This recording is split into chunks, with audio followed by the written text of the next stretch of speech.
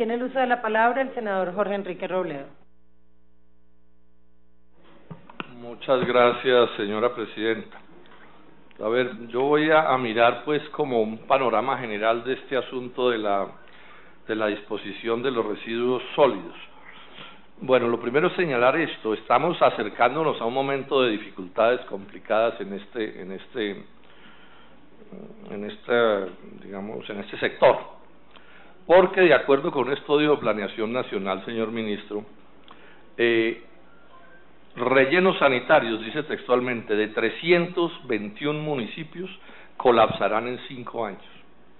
O sea, estamos al borde de una crisis de proporciones grandes. 5 años no es nada, ¿sí?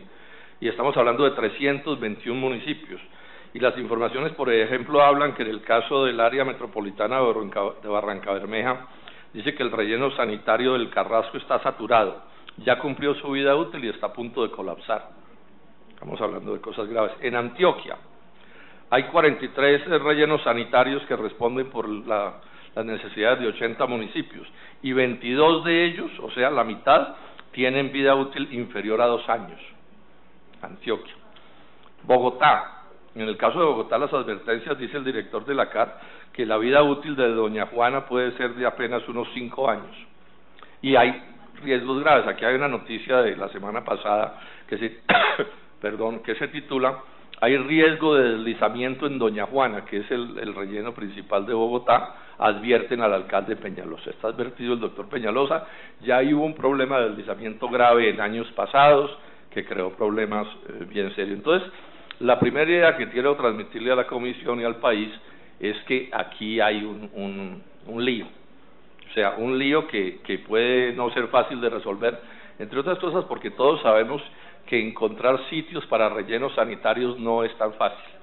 No es tan fácil porque requiere de ciertas situaciones geográficas particulares, ciertas conexiones de vías, hay un problema de distancias que manejar. Uno puede suponer que los que hay fueron los que tuvieron las condiciones más propicias en su momento.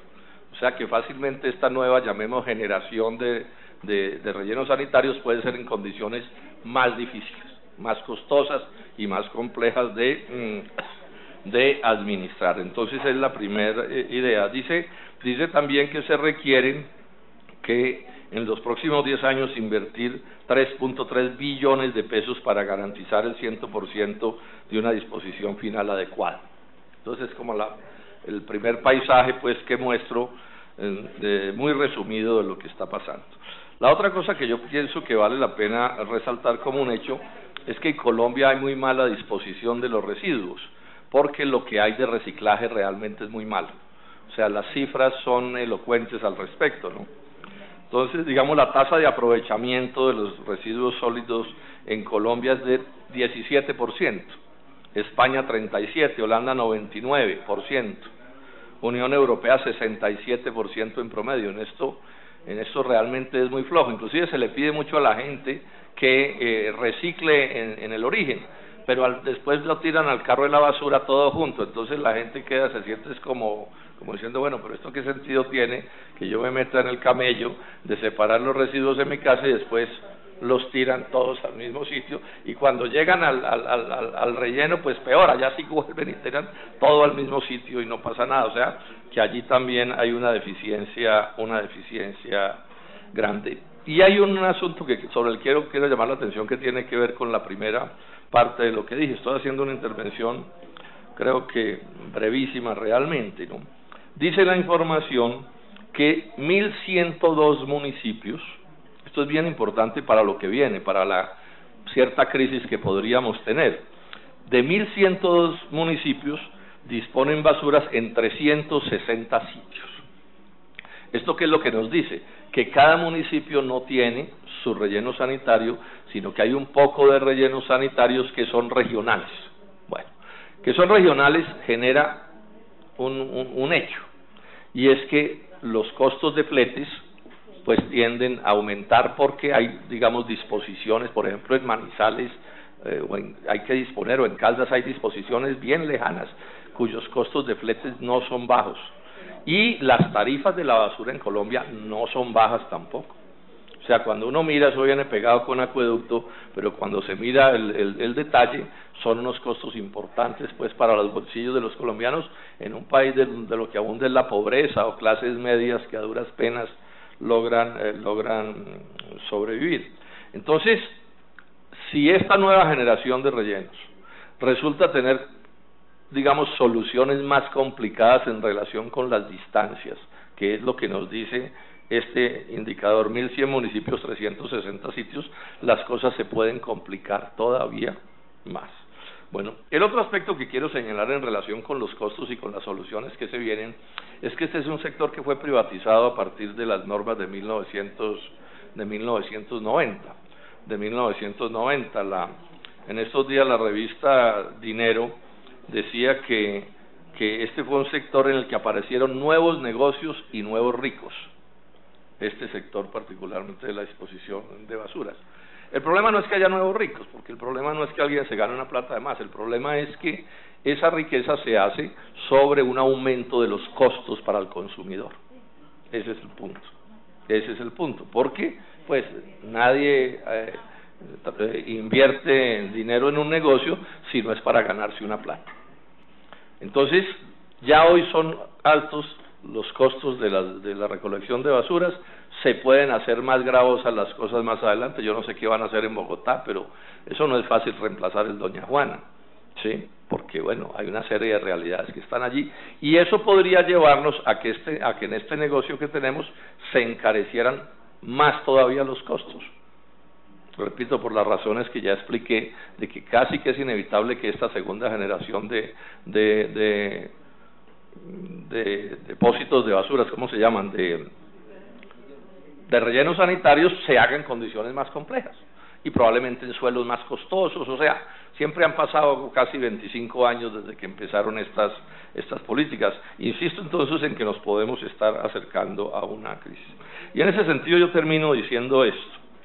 Bueno, hay que atender esto con juicio, ¿no? Porque no es menor el asunto que está digamos, como una realidad de corto plazo, de cortísimo plazo. Ya di las cifras, no las voy a repetir.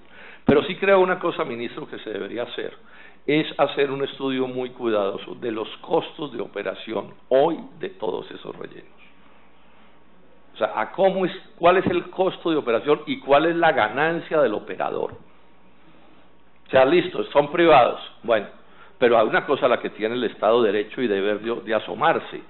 Estos no son costos, no son precios, no son tarifas de libre competencia, porque no hay libre competencia en eso. Básicamente lo que hay son monopolios de uno u otro tipo, a los que el Estado por esa razón les fija las tarifas por resolución. O sea, dice, usted puede cobrar a tanto, y ese cobro, señor ministro, obedece a una tasa de ganancia que les otorgan. Les otorgan, no sé, el 11, el 12, el 15, lo que sea, dependiendo de los contratos. Pero esa tasa, yo lo he explicado con detalle en esta comisión, en el caso de la electricidad, es fácilmente manipulable. O sea, con cambiar cualquiera variable del conjunto de los costos, una ganancia que puede estar reconocida en el 12 o en el 15% se puede volver del 25 o del 30%. El solo cambio de las tasas tributarias del país dispara las utilidades, ¿sí? Porque bajan los impuestos de los operadores, como bajó la renta el año pasado, pero eso no necesariamente se le transmite al ciudadano, que se le debería transmitir al ciudadano. Porque cuando se trata de un negocio de competencia, si se transmite o no esa disminución, pues bueno, es un problema de la competencia. Pero cuando son tarifas determinadas por resolución, casi que quedamos en un peculado cuando a alguien se le concede una ganancia del 12% y en la práctica termina siendo del 20 o del 25% porque cambiaron las variables de la fórmula. Esas fórmulas tienen unas variables. Esto puede sonar medio enredado, pero es de esta manera y es una realidad que está allí. Entonces el punto es listo, el relleno es privado, pero el Estado tiene el deber, el derecho y el deber de mirar, bueno, ¿con qué ganancia opera el privado? Porque si el privado está haciendo ganancias estrafalarias, desproporcionadas, eso no tiene razón de ser cuando la tarifa la fija el Estado.